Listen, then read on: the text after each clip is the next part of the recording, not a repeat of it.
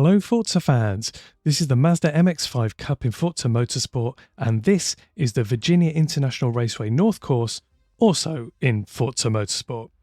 This is me in the Mazda MX5 Cup going around Virginia International Raceway North Course, and yes, this is us going around me in the Mazda MX5 Cup going around Virginia International Raceway North Course. Got it? Good. I'm here to find out whether 2 months off of iRacing to play Forza Motorsport exclusively for this channel has made me a worse sim racer. There's only one way to find out, so let's go ahead and compare our qualifying laps on unmodified setups.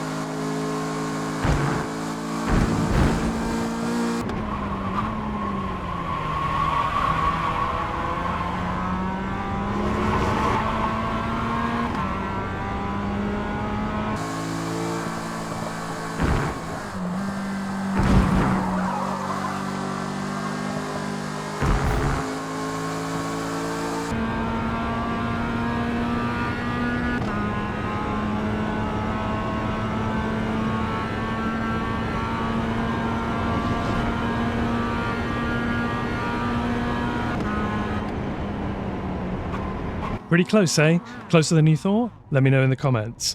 So as the race gets underway, I'm concentrating on keeping it clean from 11th out of 12 on the grid. We've ended up in top split for this, so any places we can pick up are a bonus. So as we enter turn 1, I'm just making sure not to run into anybody, not to run wide in case a car wants to overtake me on the outside. And we make our way through the first couple of corners pretty cleanly, but as you're about to see, things do hot up a little bit ahead. Somebody gets out of shape there. I get a run where I perhaps could have got an overtake here, but I just ease off really, and then I don't run wide, which is a good job as I'm getting overtaken on the outside. I just managed to avoid a spinner in front, and then once again, oh yikes, just about managed to avoid them too. And there's somebody in the tyre barrier for good measure. So straight away we are up into 8th and we're going to complete out the first lap. As you can see from the comparative laps, we are pretty much driving it to almost the exact same gearing, same throttle points, same braking points as in Forza. So that was really useful in getting to know the track. The pole position driver in this was on a 1:35, so I was around 2 seconds off of the ultimate pace, but they have a 6,000 I rating, whereas I only have around a 2,000 I rating. So to be honest, I was probably in way over my head anyway, regardless of whether I'd played Forza Motorsport recently or not, and it was all about keeping it consistent, keeping it smooth, and picking up any mistakes from other people where possible. As we close out the first lap then, we're still in 8th, and I'm just going to cut ahead because we keep it pretty close to the cars in front. As you notice, the Red Bull livery car and the other orange car in front are battling for position.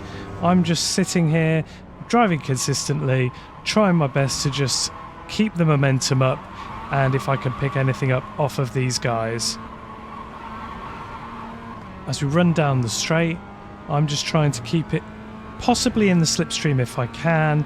The slipstream isn't very strong here, but it does make a lap time difference if you can stay close to the other cars, so really that was my main objective here. There's not a lot of wheel-to-wheel racing in this race, but once again as we cut ahead, you'll see that there's a car coming out the pits there. That's a little bit important. They got involved in an incident with the tyre wall on the first lap, as you may remember, and they are quicker than us because they were starting much further up the grid when they had their incident. So that's just going to come into play now. I've lost ground on the cars in front slightly, so I don't have any slipstream anymore, and I decide just to ease off and let the car behind me go. They were quicker, and to be honest, I thought if they unlapped themselves, they could maybe cause some trouble with the cars ahead and bring them back to me, especially if they were being stubborn and didn't want them to unlap like I had done. And you never know, they may all trip over themselves as well. So as we make our way onto another lap, we see that the Red Bull livery car had gone off there on the right. So we are now up into 7th. And then as we cut ahead again, I'm now actually in 6th, but I haven't passed any more cars on the track. So I assume somebody had an incident further up and had to go into the pits for repairs. I thought that'd be us all done in this 15-lap race, but suddenly 5th place ahead gets it all sorts of wrong and goes face first into the barriers to the left. So that's us, and we end up coming from 11th to 5th in my first iRacing race since early October. The answer is a firm no. Forza didn't ruin sim racing for me. I'm extremely happy with that result.